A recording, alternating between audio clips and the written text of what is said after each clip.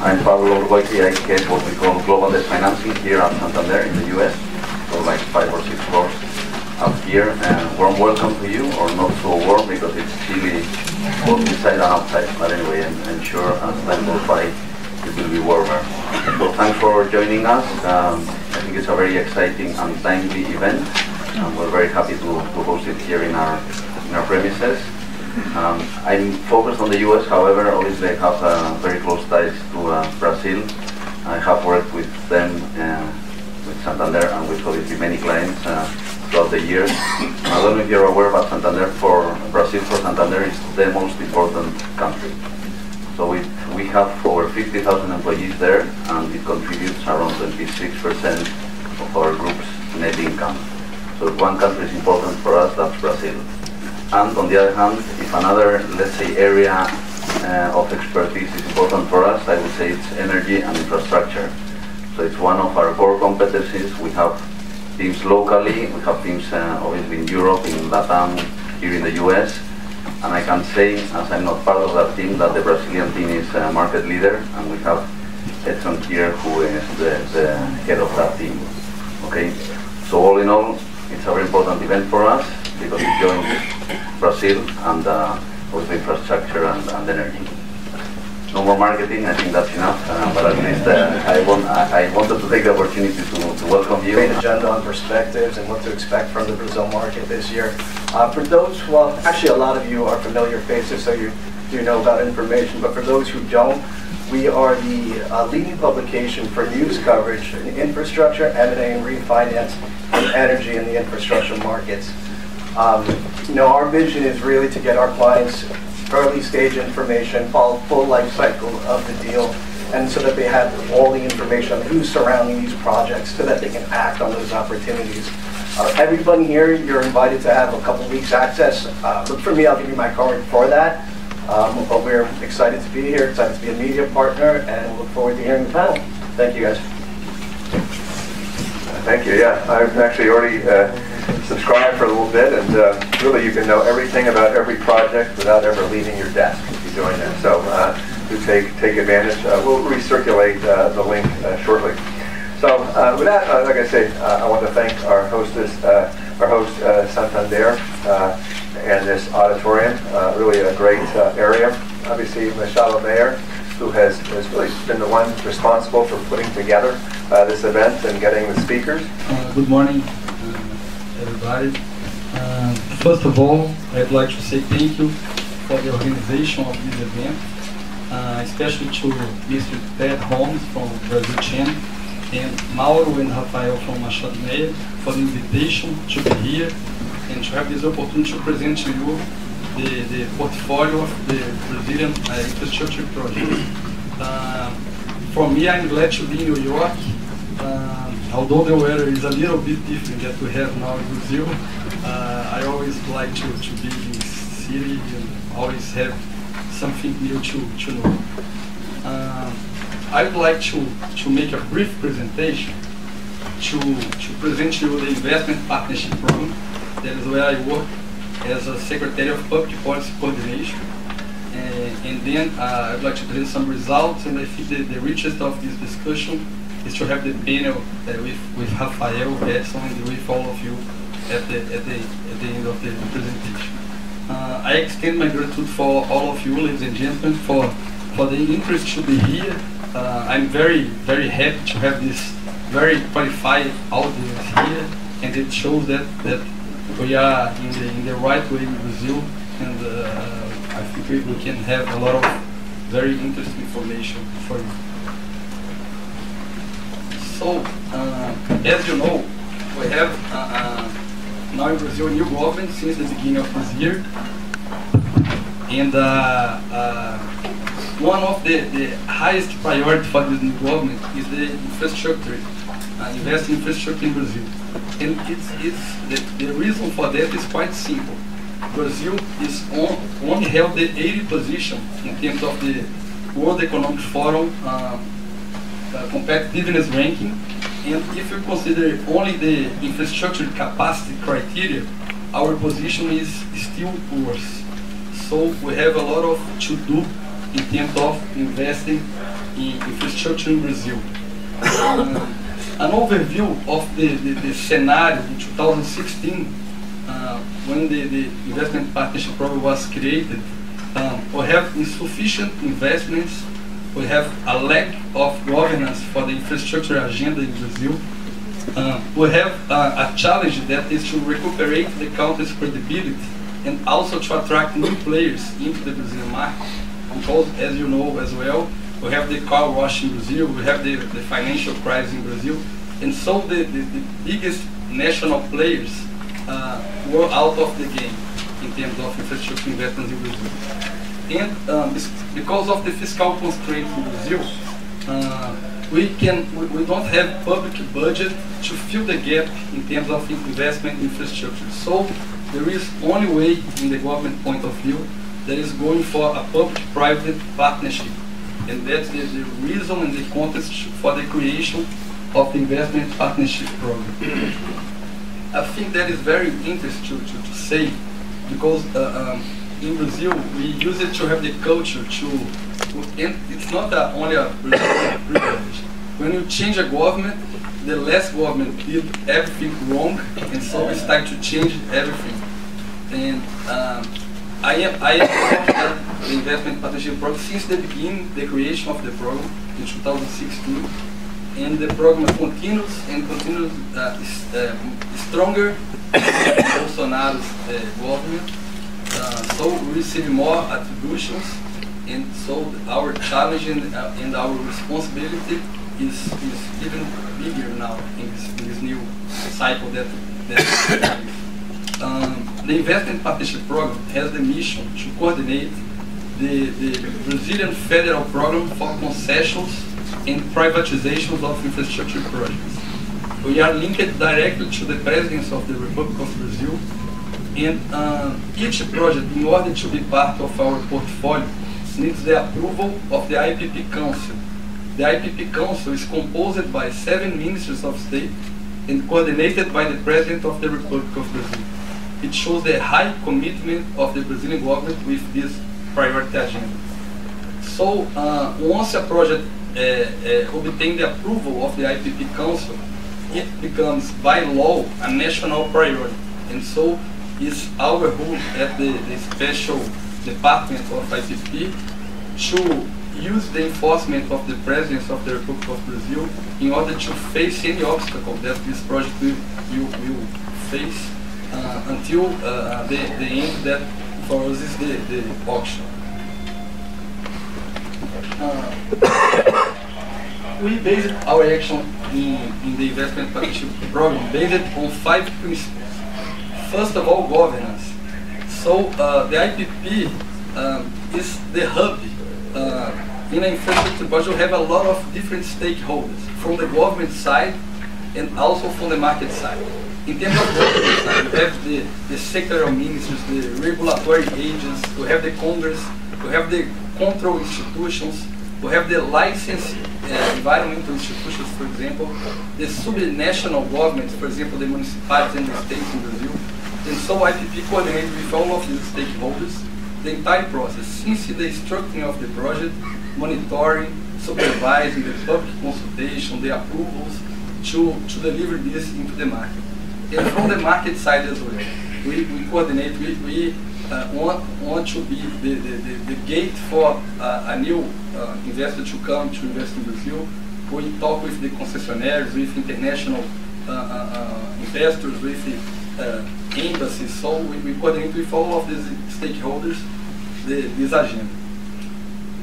Another principle is the quality of the service. So we have a lot of lessons learned for the previous rounds of concessions in Brazil, and I think a main lessons learned is related to focus our concessions contracts in performance-based indicators.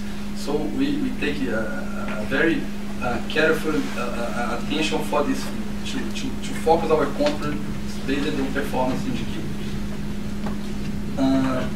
Another lesson learned to have sustainable concessions. That means high quality projects and a very special attention for the funding and the financing of these projects. We also have some problems with the previous concessions in Brazil, that we don't have an attractive project and because we have some subsidizing funding, we make an attractive project attractive because of the funding. Our view now, and this is a very important message as well, is that we need to have attractive projects with attractive interest rates, and so we don't need subsidizing funding. We will find the funding if we have good projects. Fourth, predictable government actions. So when you talk about infrastructure project, we talk about the long-term view. So it's very important to give predictability. So each project in our portfolio has its own timeline. It's public with a lot of transparency. Every week we make an update into this information in order to give for the investors enough time to be prepared to analyze and to make a decision to participate in an IPP portfolio. We are looking not only the short term, but also to give you a long-term view of our projects. And finally, dialogue and transparency. Another role that IPP plays is to create this open, permanent channel of dialogue and transparency with all of the stakeholders involved in an infrastructure project. For us, we cannot, as a public agent, sit on my chair and formulate a public policy without talk with the market. So this need to be a win-win relationship. And so it's very important to listen to the market and to try to address the main complaints for our projects. Just to give you some concrete measures of how IPP has contributed to the regulatory innovations. When IPP was created, we launched the IPP Resolution Number 1. The Resolution Number 1 brings some guidelines that will apply for all of our projects. The first is that we made mandatory the public consultation. So each project needs to have a public consultation period to receive contributions for the community, for the market, for the stakeholders, before goes for the next step. We also, in order to give autonomy between competition between national players and the international players, we define a minimum period between the bidding odds and the auction. So at the 100 days period between the bidding odds and the auction, the legal requirement in Brazil is 45 days. We increase this for at least 100 days to permit enough time for all of the stakeholders to be prepared for bidding.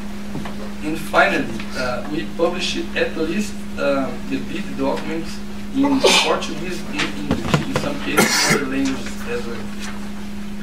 Another, the law 13448 and 499, we created this in IPP to solve problems for the previous concession contract. So the law 13448 permits the rebidding concept. So some concessions that will have some problems in the past, we can now make a rebidding process for this. And the other one is related to the restructuring of the grants payment for airports concessions, the previous round. Only to give another two examples specific for sectors. In the airport sector, we have now the 5th round of airports concessions. Will take place on March. We are offering 12 airports to the market. And we talk a lot with the airport agent markets. And one thing that was the main complaint is the demand risk. So as we had a crisis in Brazil,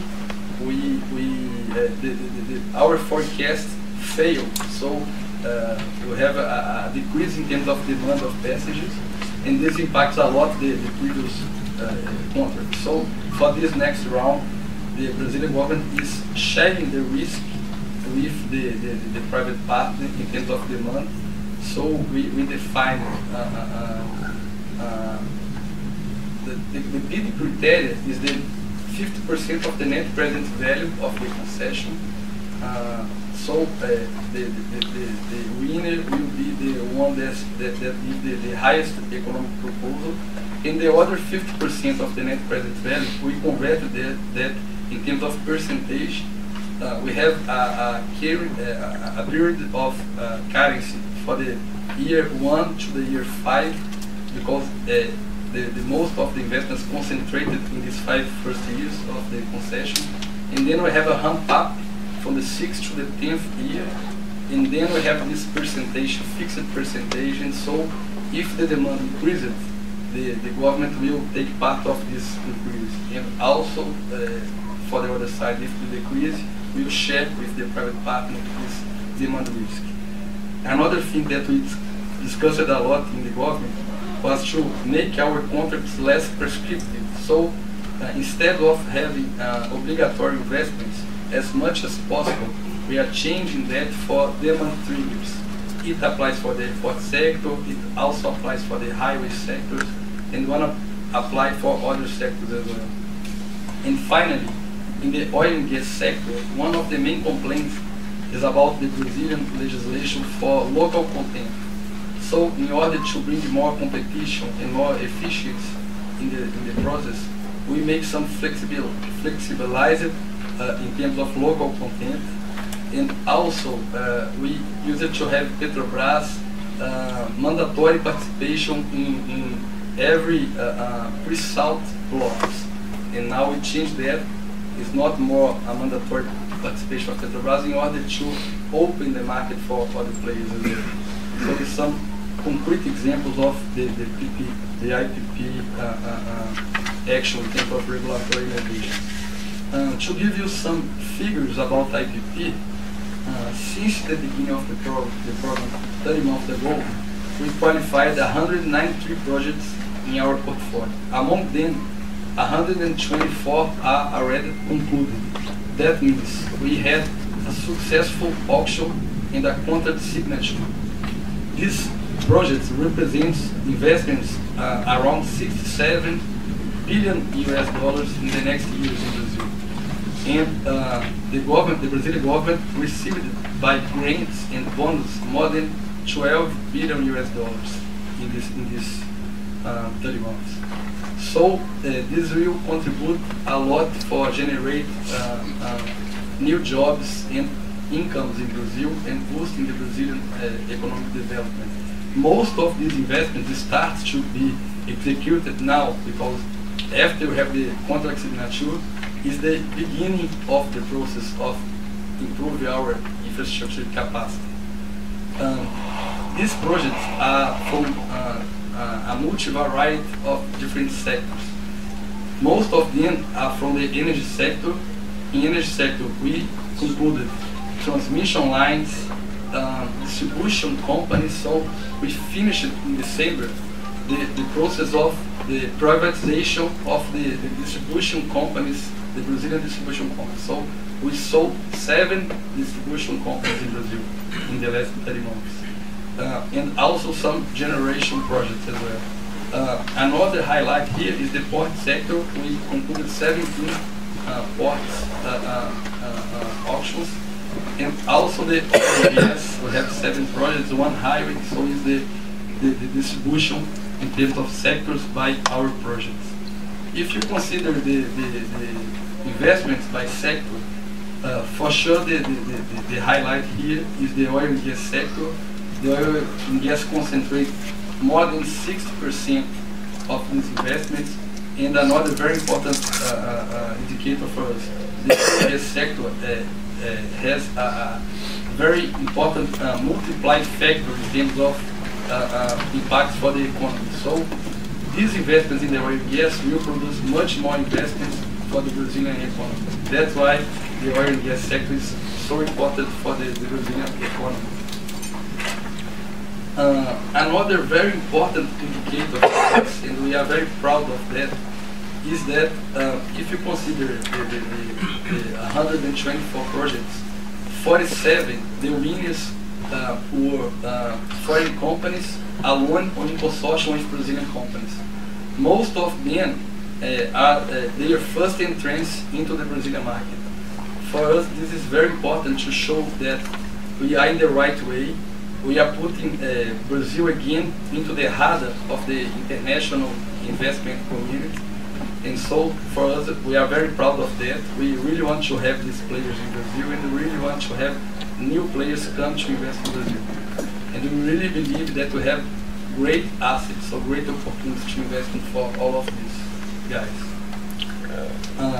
If you consider the investments by country, the leader here is the United Kingdom, followed by China and the US. I sent the presentation for you. Okay. The IPP portfolio is very dynamic. So this project that we were qualified were not at the same time. We have in these 30 months 8 IPP council meetings that we qualified new projects. The last one took place in July of the last year. So it's so dynamic. We put new projects and then we deliver and then we put new projects. If you take a look for the status of our currently portfolio,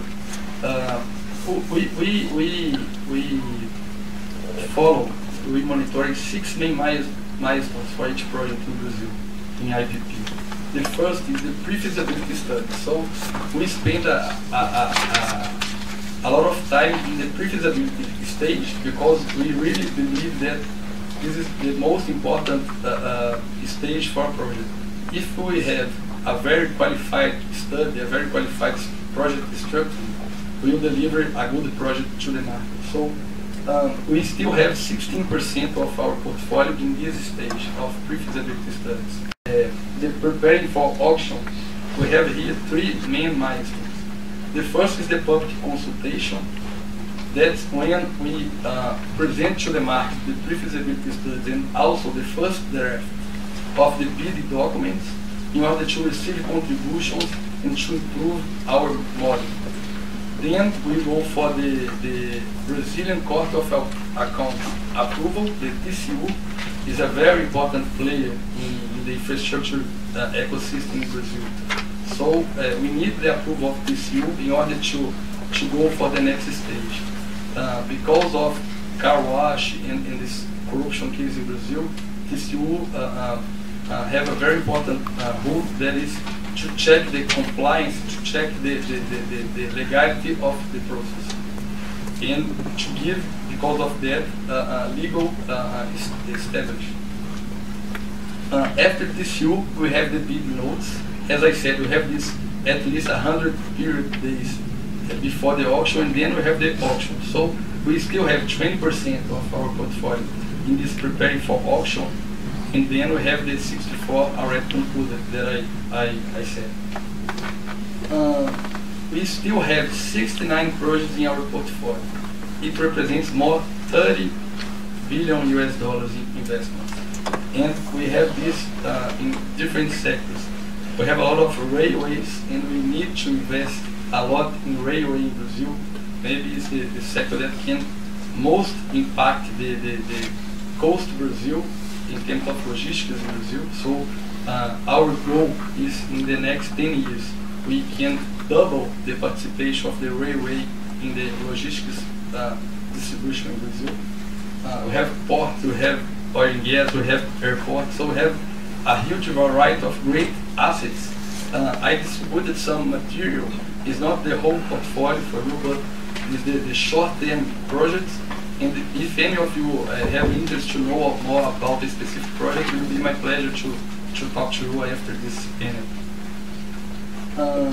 In the short term, we will deliver more 24 projects until the end of March.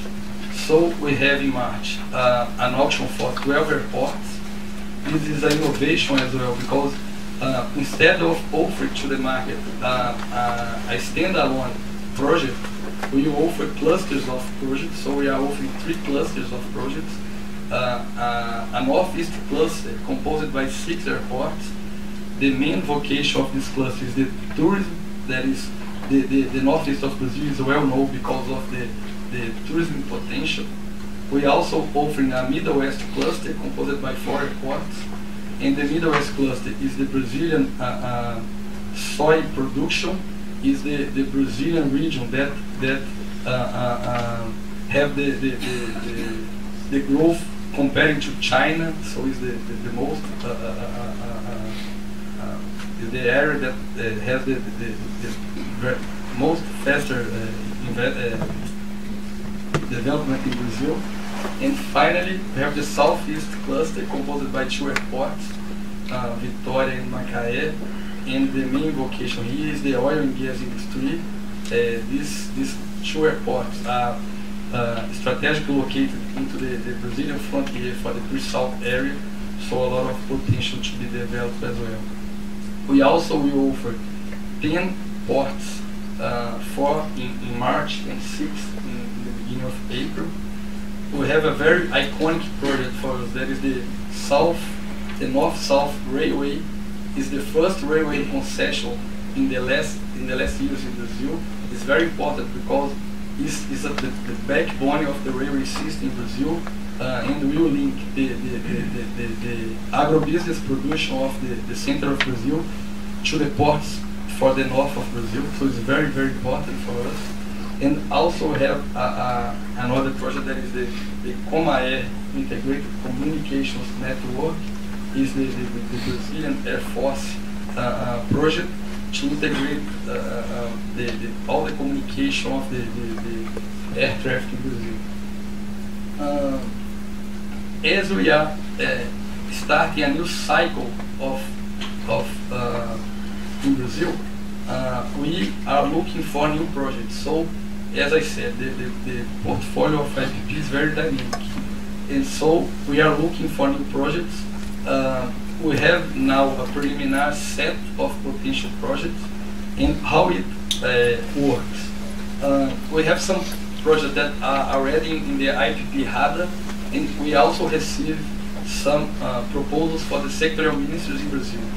And we make a kind of project selection and prioritization, and how it works. First, we take a look for the sectorial priority of that project. After that, we take a look about the feasibility of this project. And when we consider feasibility, we are not looking only for the financial and economic feasibility, but also a very important thing, that is the environmental feasibility. So sometimes we have a very interesting project in terms of financial feasibility, but it is not feasible considering some environmental restrictions. And finally, the maturity of the level, so the project. We only put in our portfolio projects with a high standard of maturity. If not, we continue monitoring the project, and when it becomes more mature, we put it in our portfolio. That's how it works, and then we submit for the IPP Council the proposals, and the final decision is taken by the IPP Council. We are planning to have the first IPP Council of this new government in February, at the end of February. So probably we will have new projects in the end of February. And just to give you a little brief of these new potential projects, in our preliminary exploration, we identified 94 potential new projects, and so we will apply these filters in order to have a new portfolio. For sure, we will not qualify this 94 at the same time, as I said. So we will keep putting new projects into our portfolio. Another thing that is important to say is that we are very focused on infrastructure projects, but we also have some opportunities in other sectors. For example, education and health, to go for public-private partnerships. So maybe we have new projects here that are not in our radar until now. I would like to highlight in this new portfolio two projects here. The first, in the oil and gas sector, we are working hard in the government and we have the goal to do the auction for the surplus of the honorable session. That is a contract signed between Petrobras and the Brazilian government in 2010, to explore some pre-salt areas, and we after doing some complementary research, we identified that we have more than 8 billion oil barrels in this area. So we offer this to the market. So we are planning to have this auction probably in the third quarter of the year, and it will be considered the biggest auction for the oil and gas industry in the world in the history. So we have a lot of different figures for here. Maybe Edson can give us the Santander view about this project, but it's a very important project and will contribute a lot for the Brazilian goal of reduce the Brazilian government debt. And the other project that I would like to highlight here in the airport sector. After this 5th round that will take place in March, we still have 44 airports under the management of Infraero, that is a Brazilian state company that operates airports. And the goal for the Bolsonaro government is to close Infraero until the end of the government. So we will offer to the market these 44 airports, and in order to give for the investors predictability, we already have a plan how to do that. So we are planning to have 2 rounds of concessions, clusters concessions, each one probably with 20 airports. So we are ready to launch 6th round immediately after the auction of the 5th round in March, with 3 clusters with 20 airports. So we start this on April of this year, and we have this auction at the end of 2020, and then we will launch the 7th and last round of airport concessions. In this 7th round, we will have here 2 big airports in Brazil. There is Congonhas Airport in São Paulo, and also Santos Dumont Airport in Rio de Janeiro, also with clusters of airports. And this last auction probably will take place at the end of 2021, beginning of 2022, and then we finish the entire concessions of the airport sector in Brazil. And finally, to give you a final message, I'd like to emphasize that the infrastructure agenda is one of the main priorities of the government in Brazil. And to fill the gap in terms of infrastructure, we need to attract the private sector to come to invest. And to attract the private sector partner, we recognize that we did a lot of achievements, and we made a lot of improvements, but we still have a lot of things to do. And these days, I have the opportunity to have some very interesting discussions with some players here in New York City, and we have some focus. First, the legal certainty. So this is basics in order to attract a foreign partner to invest in Brazil. Second, predictability. I speak a lot about predictability here. Third, risk mitigation. And for me, the main priority here is to develop some currency, some hedge for currency variation. We know that if you have a fund in dollar and you invest in Brazilian reais, so we need to take care and to develop some mechanism in order to protect this currency variation.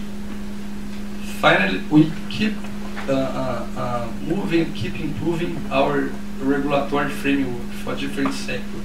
And I think the good thing of the IPP experience is that as we have a holistic view, we can compare and exchange good practice for one sector to another sector, and also for one country to another country. So we are taking a look when we talk about infrastructure projects.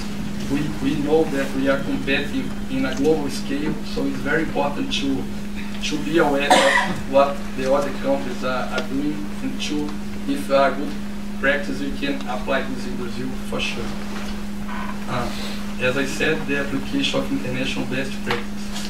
And to address all these challenges, the message and the reason of the IPP to exist is to create this open, permanent dialogue channel with the stakeholders. So for me, I'm always available to talk with you and to exchange good practice, to receive your feedback in order to improve our model of doing business in Brazil. And I'm totally open for any other suggestions, and thank you so much for your audience.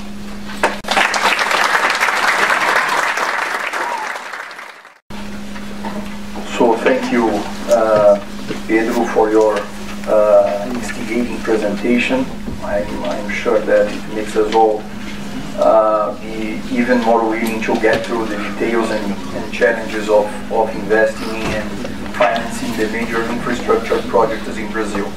So before starting our debates here, and for to Edson as the other panelist of this event today, I wish to highlight that there are other relevant initiatives in parallel to IPP in course in Brazil, and I think these initiatives may be of your interest as well. So firstly, I make reference to the divestment programs that are being implemented in several state-owned companies in Brazil, such as Petrobras. As many of you may already know, after the so-called car wash operation, Petrobras and other state-owned companies saw their indebtedness level to increase, and the way the government, as being the controlling shareholder of such companies, has chosen to circumvent this problem was selling out shares in subsidiaries and other assets as well. So Petrobras is now experiencing what is probably the most ambitious divestment program of its history. And the same trend we see in other state-owned companies, such as Banco do Brasil and Caixa Econômica Federal in the financial area.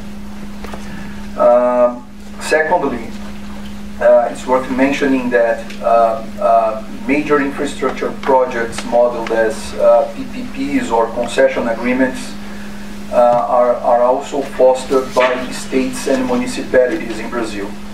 As you know, Brazil, like the US, is a federation, is a federative country, which means for the infrastructure sector that we do not have only one program of private participation in infrastructure. We have dozens of such programs in due course. In those state and municipal programs, for example, we can see from one side sectors already embraced by IPP, for example, toll roads, and they are very interesting because some of these state toll roads may be sometimes even more attractive in comparison to the ones offered by the federal government, or attractive for the private sector, of course. And on the other side, we can see sectors not comprised by IPP, such as public lighting, solid waste, water and sanitation, public facilities in health and education, among others. We can see at state level even dollar-based assets. For example, canalized gas projects. Some states, such as Mato Grosso do Sul and Pernambuco, are about to privatize their state-owned companies in charge of gas projects, seeking for a faster universalization of these utilities.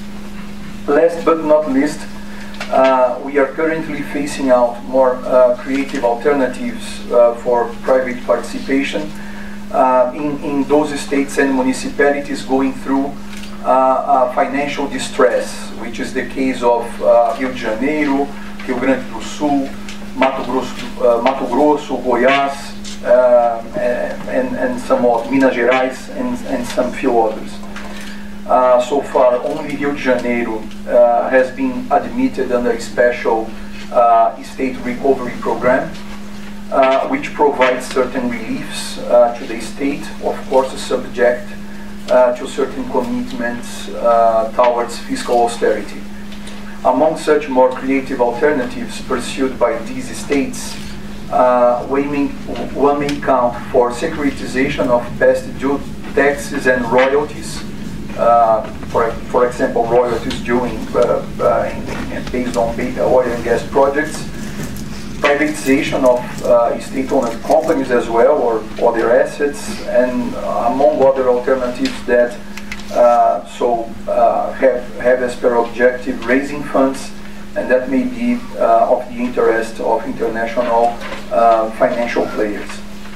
So, having all this background at federal, state, and municipal levels in Brazil, I would like to start our debates here, raising the first question to Edson Ogawa of Santander, who will be with Pedro, the other panelists. So we intend to start a debate here among us, and just after we will open for your questions. We encourage all of you to raise questions and take the advantage of this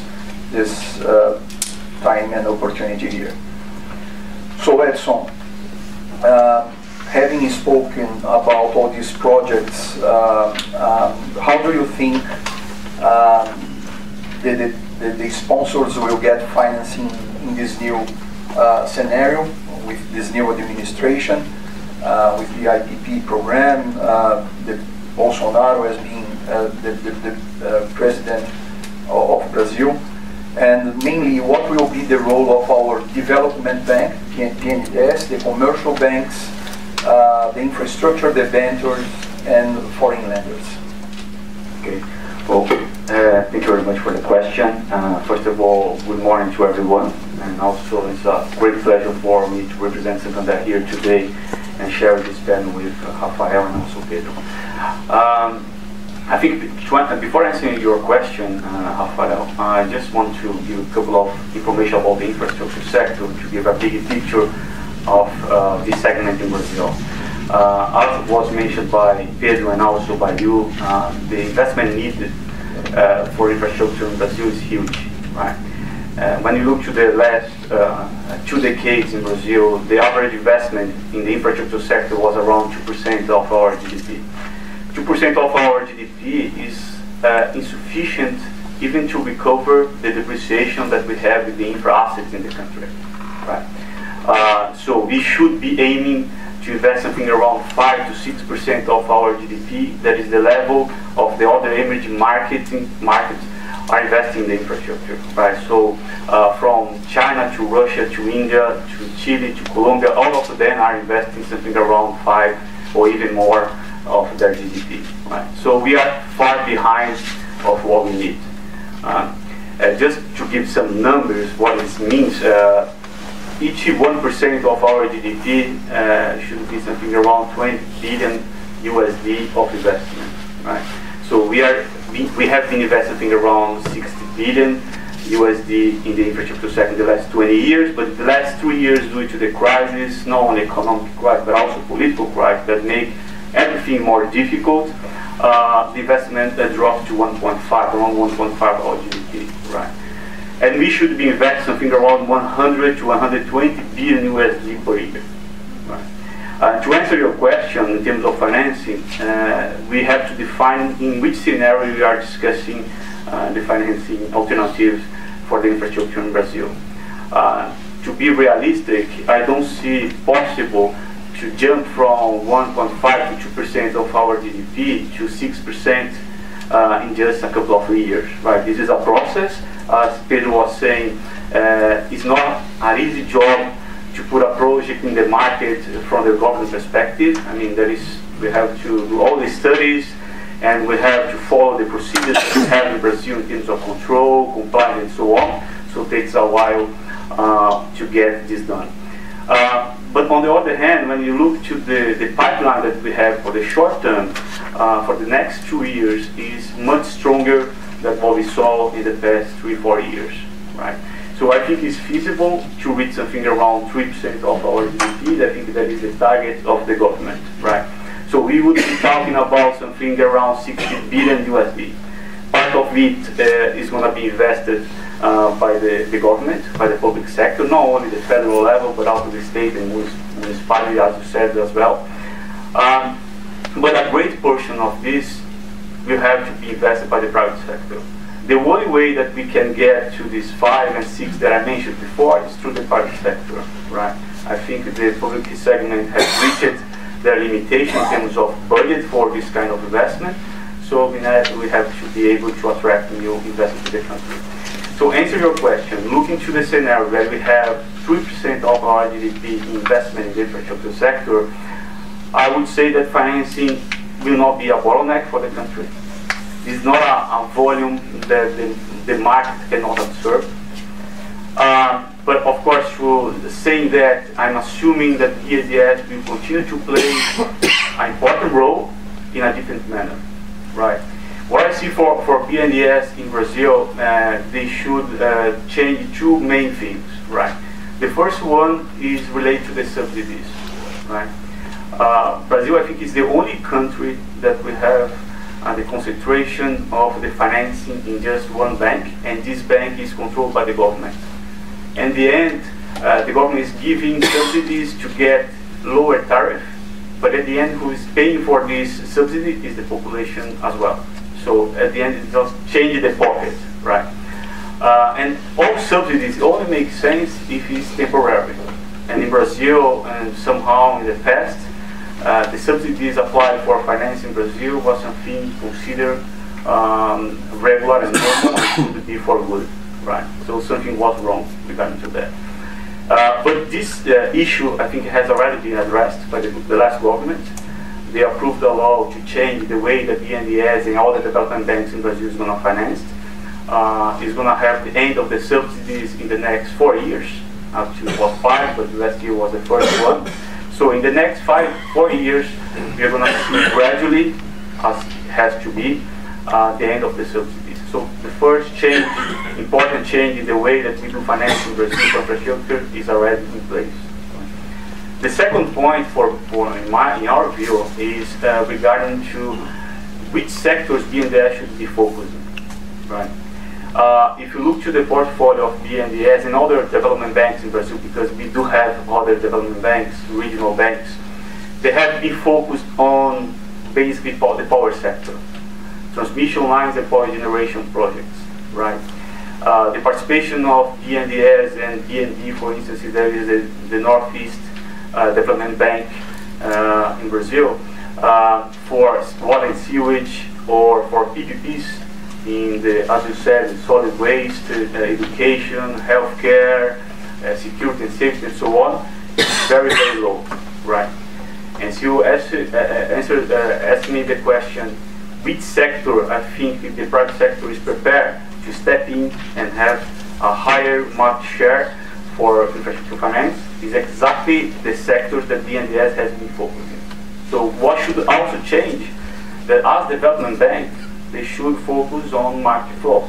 They should focus on sectors that the private cannot be right now because in the water and sewage regulatory issues that we have, for PPPs, due to the situation that you mentioned regarding the financial capabilities of the states and the municipalities, right? So when I say that finance is not going to be a bottleneck, I'm assuming that BNDES is going to still play an important role, but with these 2 different points that is very important for me. The end of the subsidies and focus on sectors that need the most, right? And give more room for the private sector on segments where not only commercial banks, but investors, institutional investors, pension funds, insurance, and so on and so forth, are ready to invest, right, to finance. So transmission line, in my view, for instance, we could do the finance in Brazil only using the private sector market. The power generation, probably most of the finance could come from the private sector as well. Toll roads, probably. But of course there are other segments, as I said, that still need some developments, improvements, before we seek for private financing, right? But then the role of BNDES should be that one. For commercial banks, I think there is a misunderstanding relating to the the role of a commercial bank in the project finance market in Brazil, because as we have BNDES financing 80 to even more % of the long-term financing in the country for infrastructure, I think it's usual for some people that are not that familiar with our market, thinking that in Brazilian market we don't have the participation of the commercial banking in the project finance industry. But that is wrong, is inaccurate, because even with BNDES financing, all the construction risks and initial performance risk are being taken by the commercial banks. So what we do in Brazil for project finance at Santander is a little different than what we do in the rest of the geography that we are in. But at the same, there are some similarities as well, because we are taking the construction and initial performance risk through bank guarantees instead of doing mini-perm transaction or long-term financing. But at the end, when we do this in other geographies, we are also thinking of having the takeout somehow in some point. We are never doing a financing of 20 years tenure, thinking of staying with this financing for until the maturity, right? So we do play an important role, commercial banks in the country, even in the old manner of doing business in the project finance. And look to the future, I think we will continue to do something similar, or meaning that taking the construction risk and the initial performance risk, but instead of doing this for the BNDES financing, we should be doing this for project bonds. And moving forward to the project bonds market in Brazil, the local one, Mobico, infrastructure, the ventures. Last year was the record year for the debt capital market in the infrastructure sector. There was an issuance of around 5.5 billion USD.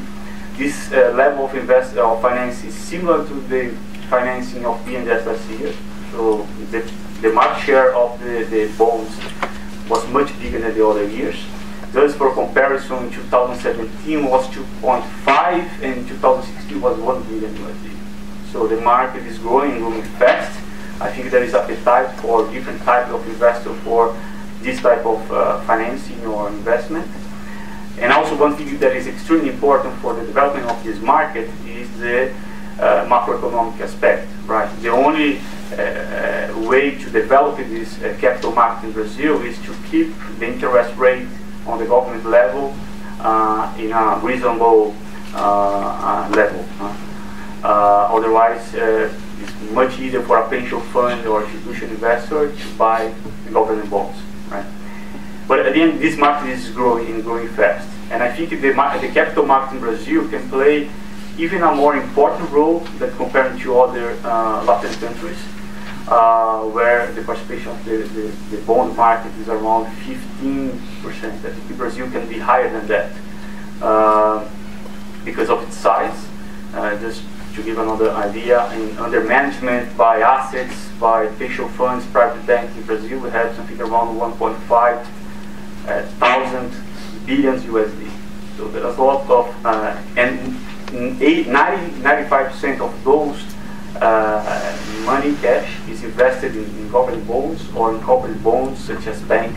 Is one of the main funding source for us is the institutional investors, right? So this should change while the interest rate is in a more reasonable level.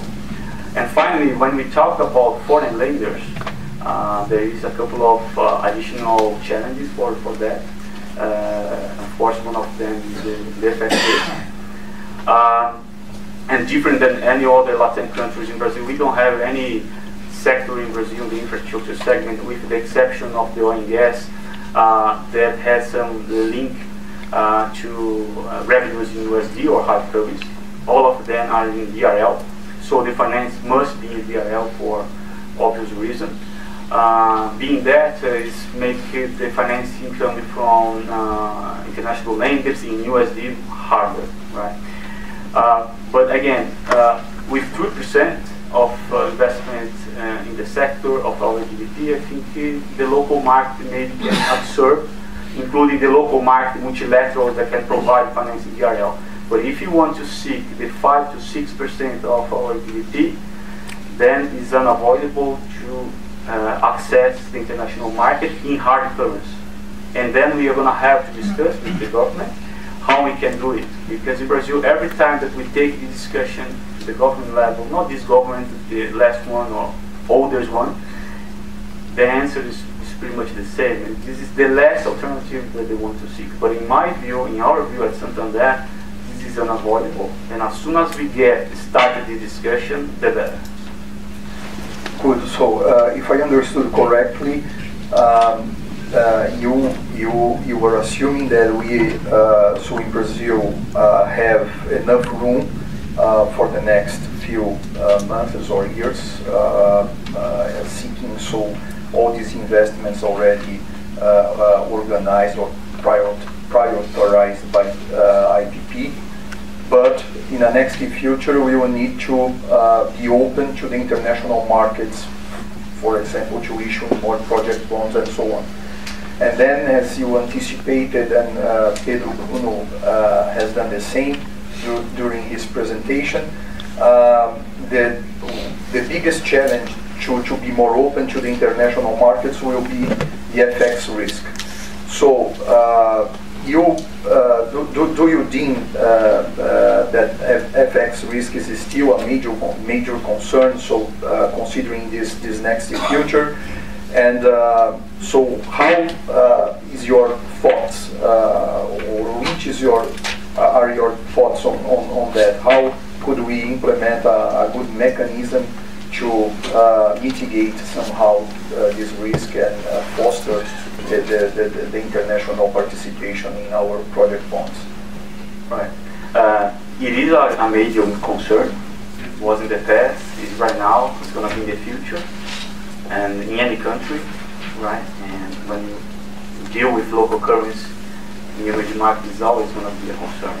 And in Brazil, maybe it's a bigger concern. But I think there is two different perspectives here, for the equity perspective and from the debt perspective, right?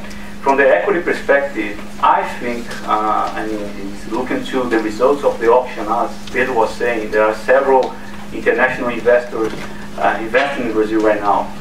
I think this is already addressed. I mean, for those who are looking to the long-term returns, and infrastructure is long-term returns at the end, I think it is possible to manage the FX risk. Santander is actually the largest international investor in the country, right? So we do this in daily basis, right? And this discussion is always an important discussion. But while we are looking to the long run, and we consider Santander not only an international bank in Brazil, but also a local bank. And I think those companies, the international ones that has the same view for Brazil, I think they are taking and managing the FX risks in the same way. So in the power sector, for instance, we have in Brazil, most of the international utilities are in the country with large and very large investments. So we have in UNT, EDF, EDP, we have EAS from US, but now we have also the Chinese play an important role.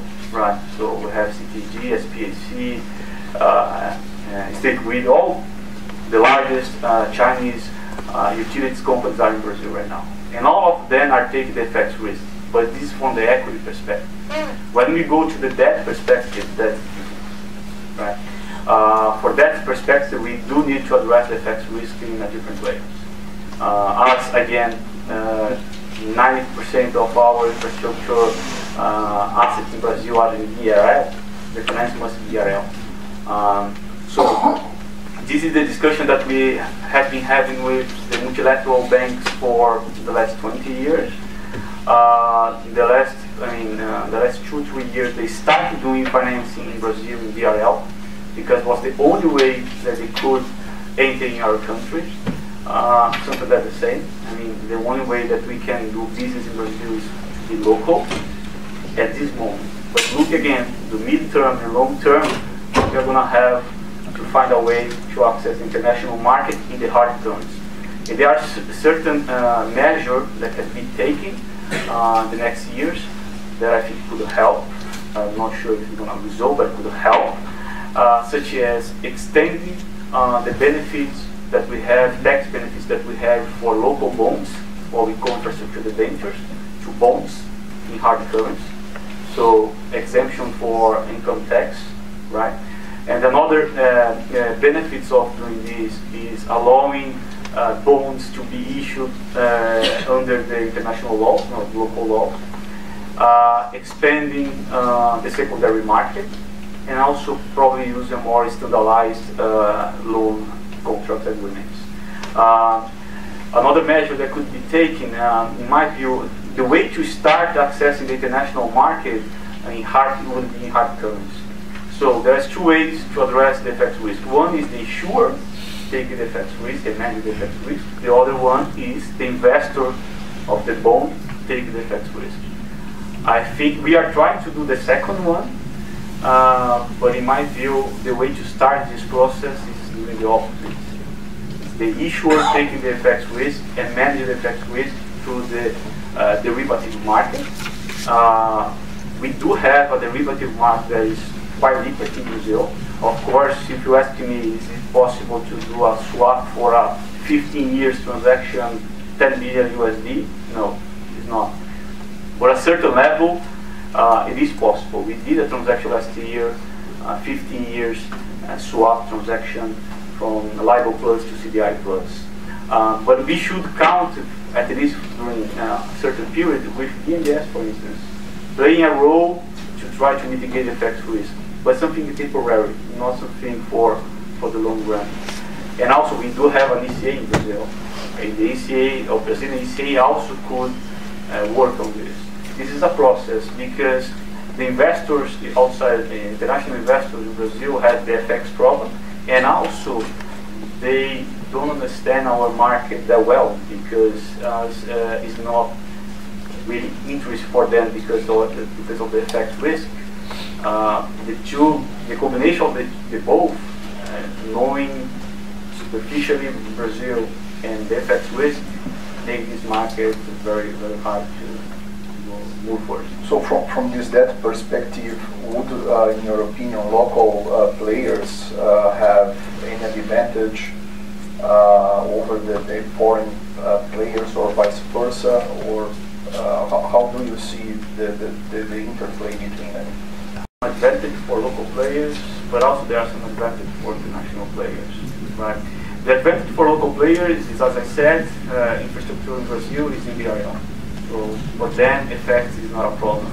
That's like important advantage, right? There are some segments in Brazil that knowing Brazil very well is very important. For instance, water and sewage. When we have the regulatory framework, is still to be improved. So there are more risks. So the local players should have an advantage on this as well. But there are other segments that I think that international players have some advantages, such as airports. When we need expertise coming from previous transactions for certain segments, we have to seek for international players. So in the airports, we begin the process of privatize the concessions, or doing the concession for airports, using, that was very traditional, using the construction companies in Brazil, but which was already mentioned, this has already changed. And I think now we are in the right path. For airports, we do need someone who has expertise in these sectors. So in the last auction, 2017, what we saw it was the entrance of three very large international operators, Banco, Zurich, and Fraport. And the next round that will take place in a couple of months in Brazil for the clusters that Pedro was showing to us. We know that at least 8 international players are looking to the auction. I'm sure that the auction is going to be a success. So for certain segments, there are some advantages for international players. And also, through a certain period in Brazil, in the last 3 years during the crisis, when the difference between liquidity in Brazil and liquidity outside of Brazil was extremely high, and also this financial conditions of the local player was weaker, we saw the international players stepping in the market. So in the power sector, 80% of the bid winners in the last 4 years in Brazil were international players. So it depends on the sector, depends on the circumstances. But I think at the end, we have room to all players.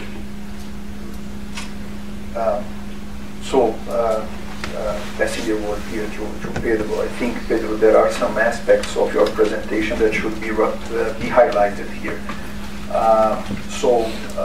In this sense, I ask you, under this new administration, so you came from the last administration and you are a part of this new one.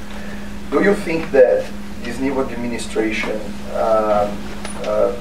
that there will be any difference with regards to the interface between the new government and the licensing authorities and controlling agents like the Federal Court of Auditors and our other bodies such as IBAMA? So how do you see the traditional obstacles that those entities normally put on infrastructure projects?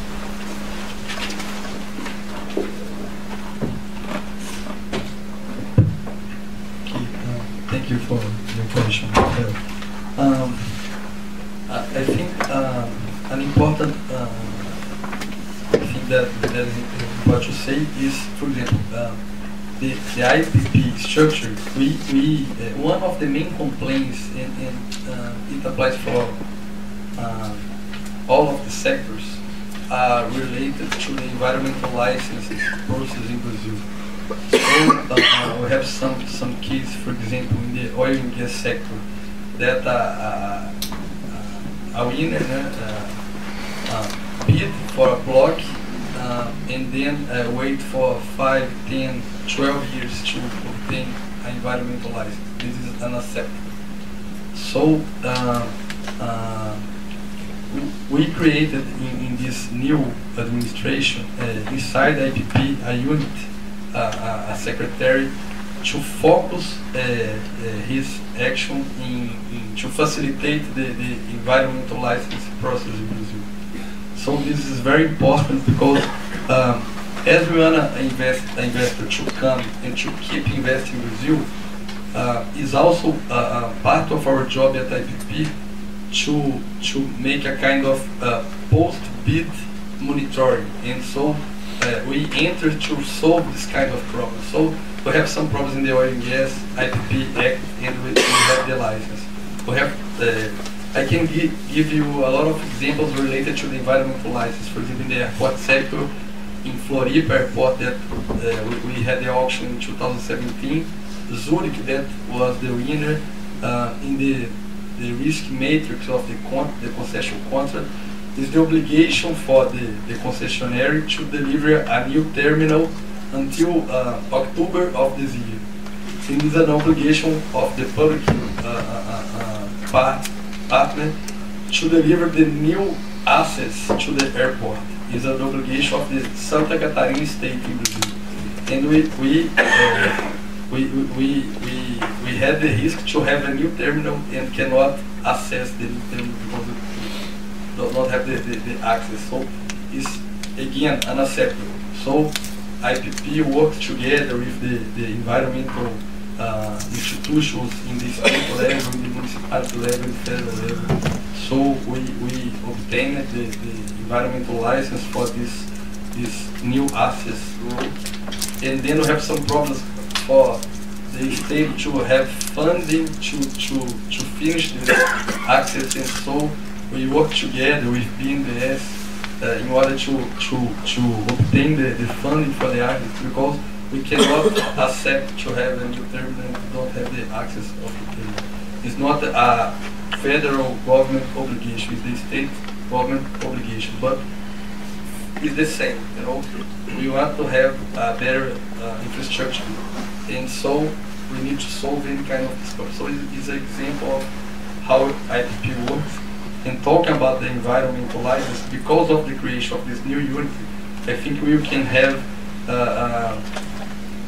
more capacity to solve this kind of problem that we have a lot. So not only solve a problem when it happens, that is the post-bid, but most important, to work hard in the pre-feasibility studies in terms to identify these potential problems in terms of environment and prevent this to occur. So it's an important issue that we are now more prepared with more capacity to face.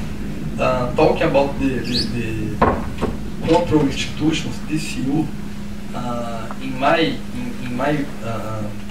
point of view, DCU plays a very important role in Brazil. Sometimes people criticize DCU because it's difficult to obtain the DCU approval, but again, with dialogue and transparency, DCU teams had contributed a lot to improve our model for this project. So at IPP we have a very good relationship between TCU teams. My boss is a TCU employee that comes to coordinate the IPP program, and I think TCU has a very important role. And again, it's necessary. I think all of the compliance new procedures that we have in Brazil contributes to legal certainty, contributes to attract new players into the Brazilian market. So for me, it's a good thing, and we have a very good and very constructive relationship with TCU. So for me, it's a good part. It's not part of the problem, it's part of the solution. Okay, so when we talk about TCU and so the Federal Court of Auditors, it's impossible not to remember the recent car wash operation. It's still ongoing, but I think the worst phase of this operation has already done. But I think one natural question of many investors or people interested in doing business in Brazil is, should we expect any institutional enhancement of these regulatory agents? How can we, for example, expect to have such enhancements in relation to the political interference in the state-owned companies, or in these controlling agents that are in charge of regulating and organizing the infrastructure in Brazil? I will talk as a technical analyst for the government. So I'm very optimistic with this new administration, because first, as I said, we are breaking a paradigm that when we have a new government, we have to change everything. So I think it's very important to keep with the things that are going well, and of course to change things that are not going so well. So the first message, I'm optimistic because I'm seeing a lot of good technical guys occupying very important positions. And I'll give you a concrete example. At IPP, we were 3 secretaries, me and Tarcísio Freitas and Marco Barcelos. Tarcísio now is the Minister of the Infrastructure, so it was was at the same level with me at IPP, and now he's the Minister of Infrastructure. He's a brilliant guy with a lot of energy to face a lot of big challenges that we will face in the infrastructure sector in Brazil. And for example, when you go for the privatization of some state companies in Brazil, we are looking to bring more efficiency, to focus the whole of the government in the sector that we need to focus, and to bring a private partner that can manage better than us some other sectors. So when I talk about the airport sector, to give an example, we have a clear goal to close the infra, the Brazilian state company. And why that? Because we really believe, and we can say that looking for the 10 granted airports that we have in Brazil, that how more efficient the private partner with experience in operational airport can bring to the sector. So if you travel in Brazil, it's totally, you see, when you arrive in an airport in Brazil 10 years ago and now, it's totally different. You have airports at the same level in the US or in Europe, so we are very proud of that. So I think this is a public policy that we define that we need to bring efficiency, we need to bring the part that can better manage. And so this is part of our job, and so we will do this with responsibility with the public people that are working on these companies, but we need to face this. And so I'm optimistic because I think we are having the opportunity to solve this problem that we have in Brazil. And so in terms of regulatory agencies, another good practice that we created at IPP, as I said, is the opportunity to exchange good practice from one sector for another. So I give you an example of the mining sector in Brazil. The mining sector, in terms of concessions, we are creating the first project. So we have a very low maturity level in terms of concessions experience in the mining sector. And so we bring a lot of good practice for the oil and gas sector. There is the same logic is based on portfolio investment that applies for the oil and gas. And so we can do this kind of exchange, and it contributes a lot. And we have space to do that. We have technical teams working in this exchange practice. So I'm very optimistic with Brazil. We are not only in the speech, but we are make some concrete actions in order to improve our regulatory framework.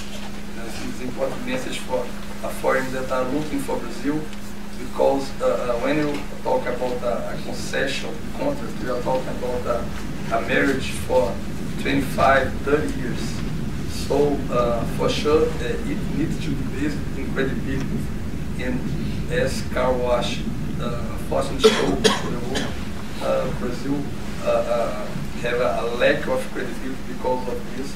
But I think the lessons learned made us create new procedures, new compliance rules, and so improve a lot our balance and check system. And so I'm very optimistic, and I really believe our responsibility is also much higher, because we had a great opportunity to deliver a lot. And as Edson said, we need to do a lot in terms of infrastructure investment. And as the public cannot do this alone, we need to have the private partners, we need to have not only the local market, but we need to have the financial international investment to come. And we only will achieve that with credibility, to show that the institutions in Brazil are working and are working hard in order to achieve this goal. So I'm very optimistic about that. Thank you. So I would have some more questions to raise for Edson and Pedro, but I'm sure that the people here have their own questions, so we could now open for all the participants to this event to raise your own questions. So feel free to ask about a specific project or sector. We are all prepared here to discuss in detail any particular issue of your interest. So who would like to start? So please. In terms of the investment that you've seen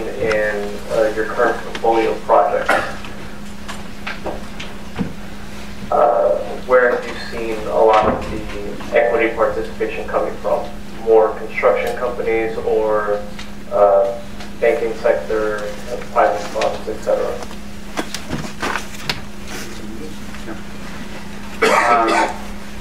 Depends on the sector. For the power sector, for instance, in the last 10 years, in the crisis, what we saw was a higher participation of large utilities. When you look at the results of the auctions from 2016, 17, and 2018, most of the bid winners were large utilities for transmission lines and for power generation as well. If you look a little over the past, it was very different. 2013, 14, what we saw was most of the bid winners were developers and also some local players and financial sponsors as well. In the transportation segment, let's take airports. In the beginning, as I said before, was a business for construction, large construction, Brazilian construction companies. But nowadays, it's basically a business for large operators, international ones. Toll roads. Toll roads is something that I think is worth to mention for investors. Because if we have a sector, when we see this on Santander side, that the balance between investors and the pipeline tends to the pipeline is the toll roads. We have more projects than investors. We only have 4 major players in the toll road segments in Brazil right now, due to the construction problem that we have in Brazil, but also due to some mergers and acquisitions in the past years. So, and the pipeline for toll roads is very strong. We have over 20 toll roads to be auctioned in the next years, from the federal level, but also from the state level. So, my view is there is opportunity for new investors to join this market. But because if you go to other sectors, such as transmission lines, for instance, I see the opposite situation. Too many investors, and the investment should be lower than what we saw in the past years. So the competition is going to be very high, and we are seeing this in the last auctions. So it really depends. I think there is room for everyone, and depends on the situation of the sector and the moment of the economy. The trend is more for kids all the time, for developers and financial institutions. Just to add some point Edson's speech, we are focused on, we have a change of the profile of the investors in Brazil. I totally agree with Edson. We are looking for operators. I think the government are looking for operators to come that has the experience, and that's why in some of our auctions we create some requirement level for the investors to choose the experience, the previous experience in that sector. I only want to mention about that, so say about the highways. We did only one highway auction at IPP coordination. That was the South Integration Highway that we had the auction in the last November.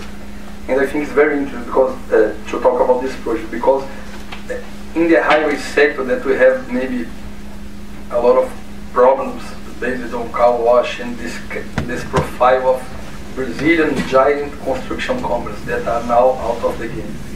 And so we have a long period discussion with the control institutions, TCU especially in Brazil. And so it takes almost a year to define a new regulatory framework for highways concessions in Brazil. After we obtained the approval of TCU, we published the bid and we have the auction. This auction we had 5 players competing for the South Integration Highway.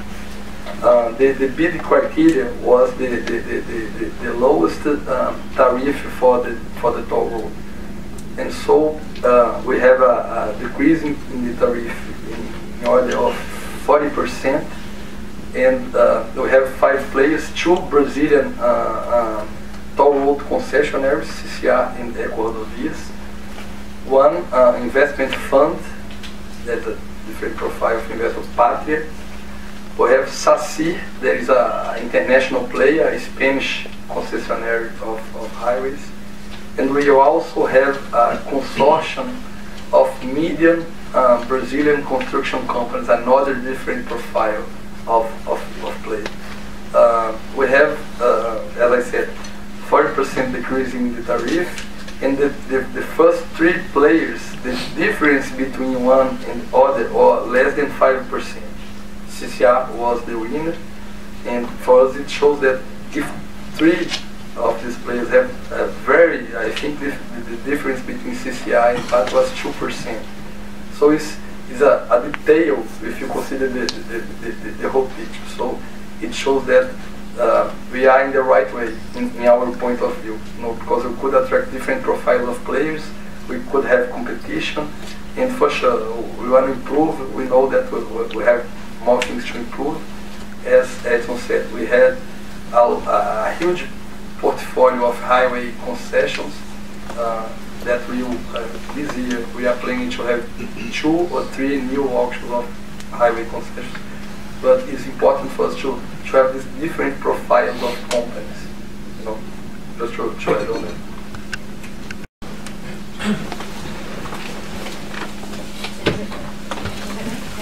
Just a question on the regulatory framework. You mentioned that there's going to be some type of overhaul, etc. Is there a plan to limit the power of municipalities or what they can do with respect to these concessions, etc.? In my experience, municipalities can be a huge problem, and it opens the door to a lot of corruption as well.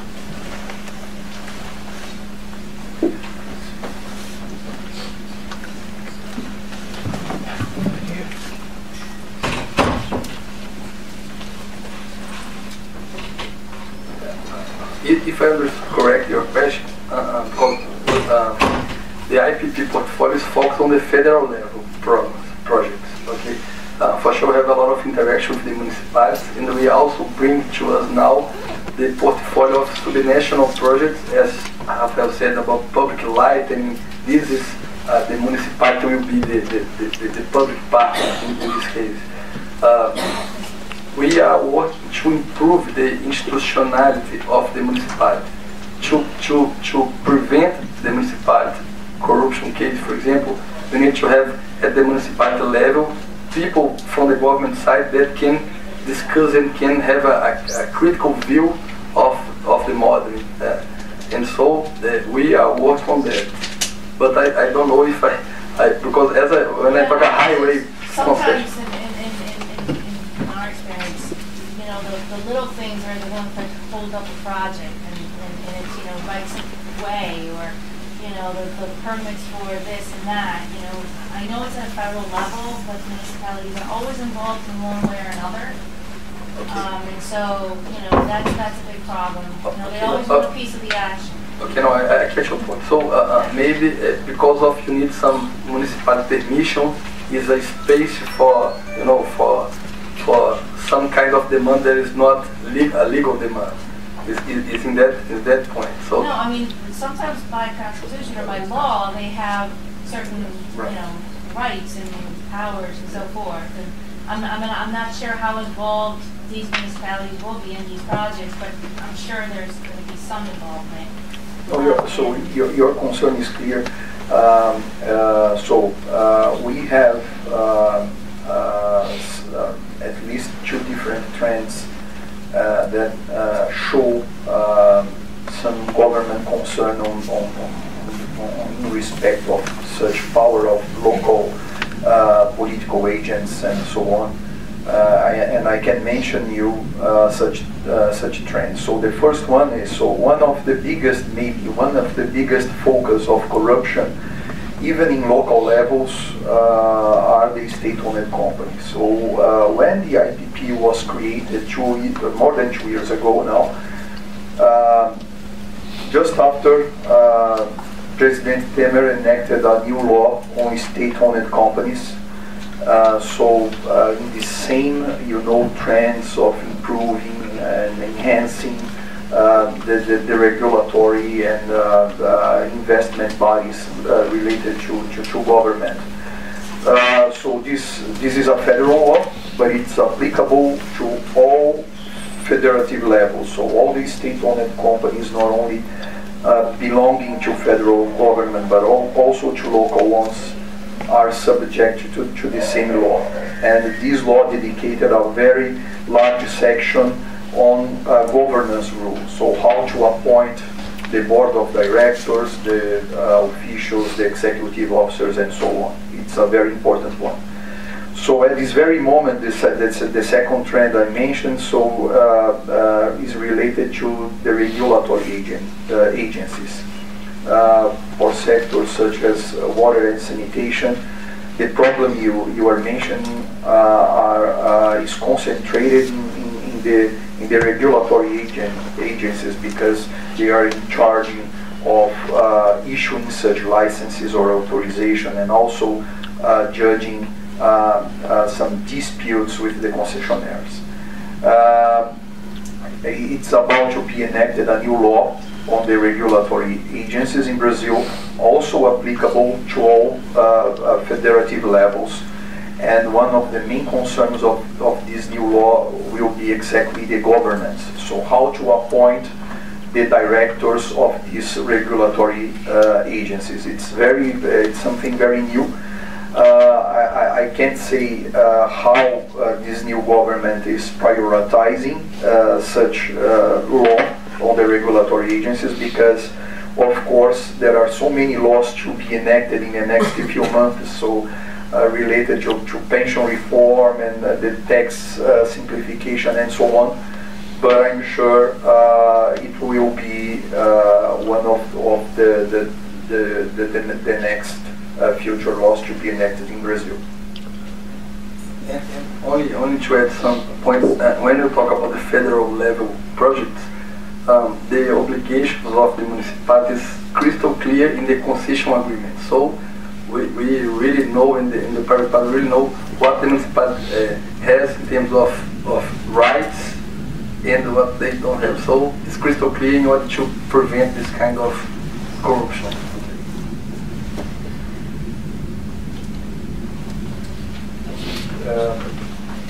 Ivan Oliveros from Jefferies. Good morning to everyone.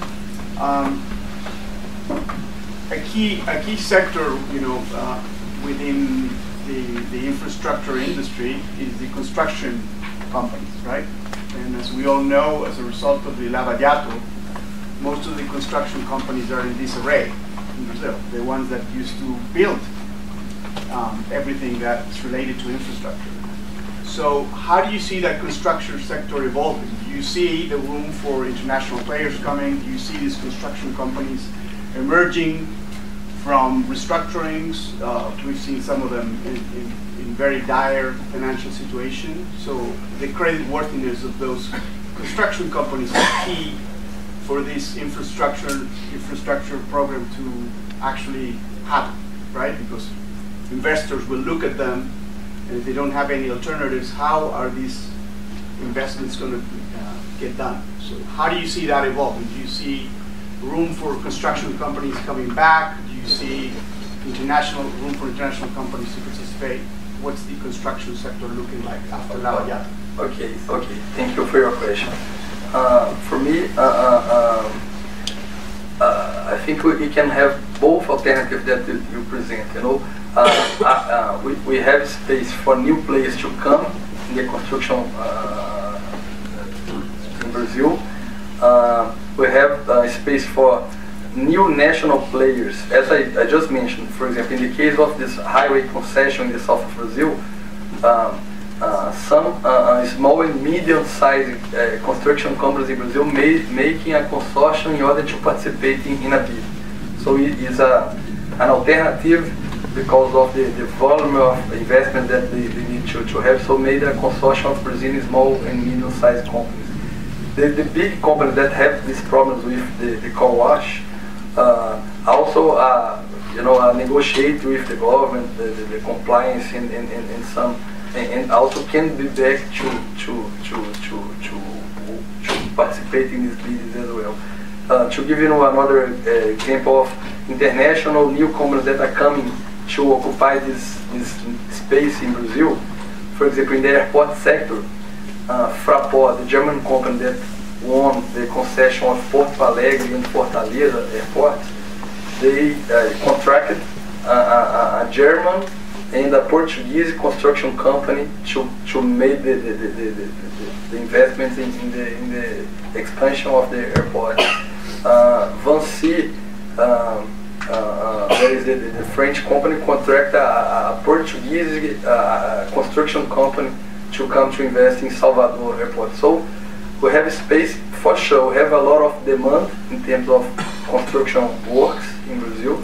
We will increase this demand because, as I said, we had 124 contract signatures, but the investment starts after, because I need the environmental license before, I need the executive project before I start the construction work. So for sure we have a lot of space, and it's a great opportunity for construction companies to come to invest, because there is a space that the Brazilian giant construction companies now are not occupied. Okay. This is a good question, because for the financing perspective, of course, this is crucial for us.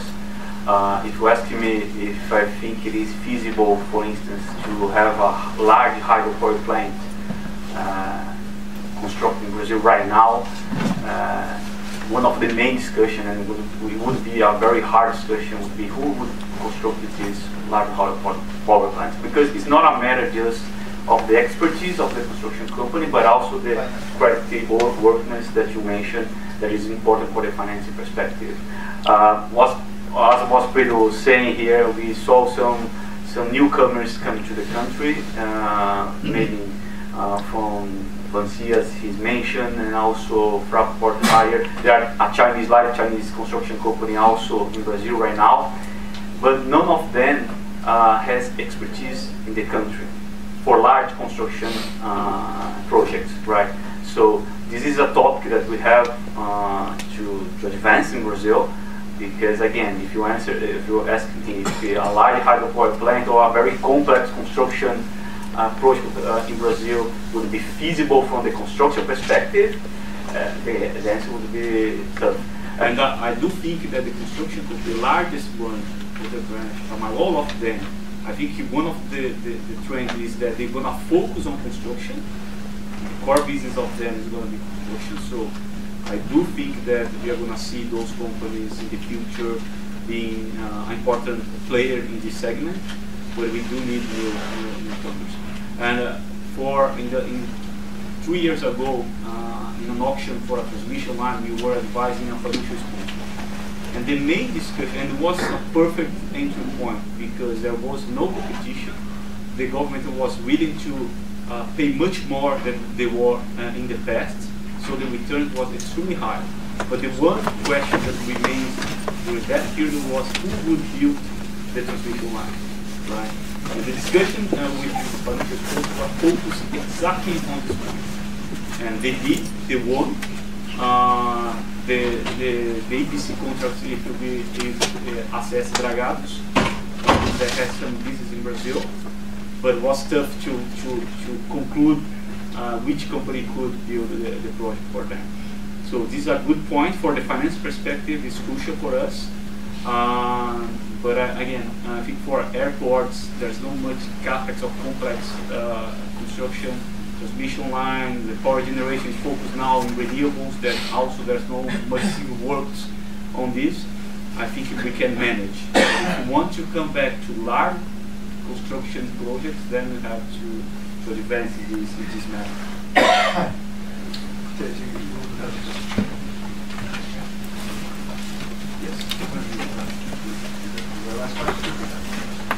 No, we have a yes here, so please. Thank you. In November, I took a group of 45 executive MBA students from Canada, Schulich University, to Brazil. to work on projects for primary research, actual investment projects as part of the degree program. One of the teams, a 5-person team, worked on tollways. And they identified many of the problems that you mentioned, which as a professor makes me happy that they apparently did their work correctly. And also they're very happy that you identified the solutions, which is very good. One of the areas they identified, and I'm not sure if it's right, but the fact that a number of the concessionarios were losing money, particularly those away from the cities, away from Sao Paulo. So the question is, how do you balance the need to minimize tariffs in an auction bidding process with the notion that you want long-term sustainable relationships with your suppliers, which you're not getting as they are not making money? How do you balance that paradox or that contradiction?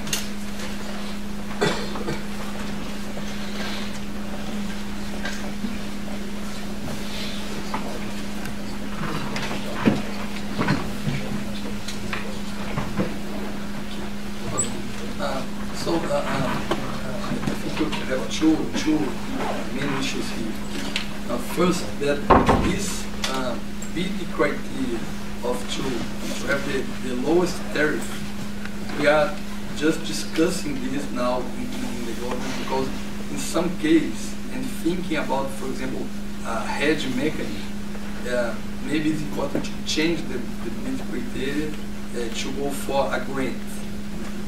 So we are making this kind of discussion. For sure, it is related to the volume of capex that the concession needs. So if you need a very high volume of capex, maybe it's better to work with one model and other. But we are making this discussion now in Brazil. We have a lot of problems in the previous rounds of highways concessions in Brazil, because again the profile of the players that participated were very aggressive, and so the cash flow of the project is unsustainable. So that's why I presented to create a law in Brazil federal that permits the rebidding process. What it means, the extreme measure for a concession contract is the caducity process. That is the regulatory agencies step in the concession because the concessionaire cannot deliver anymore. This is a kind of middle-term solution, so we can receive it back and make a new recitation process in order to have another player in other conditions that make this concession sustainable. So, in fact, this is a big problem that we are facing now in Brazil, because we have this kind of problems in the previous content. And what are the lessons learned? For example, when I say that we did the first highway concession under the IPP coordination, we created to prevent this kind of unsustainable and to prevent the aggressive bid, because in our view, the grant that comes from, for example, a concession is a positive externality, but it's not the focus. The focus is to deliver a better infrastructure. So we create a mechanism that if the bidder is very aggressive, they need to put more equity up front, in order to prevent to be so aggressive, because so the funding and the finance of this project will be a problem, and the sustainable of the concession will be a problem. So we are working on that. We have challenge for the future, and unfortunately we have a lot of challenges from the past that we need to solve. So we are facing this. I don't know if I answered your question.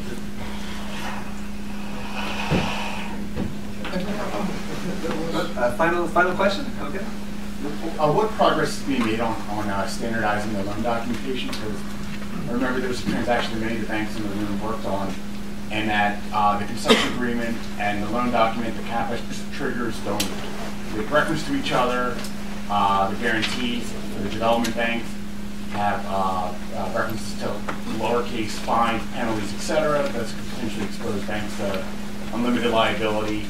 The termination mechanism was unclear, and then it said, oh, banks have stepping rights for 30 days, good luck.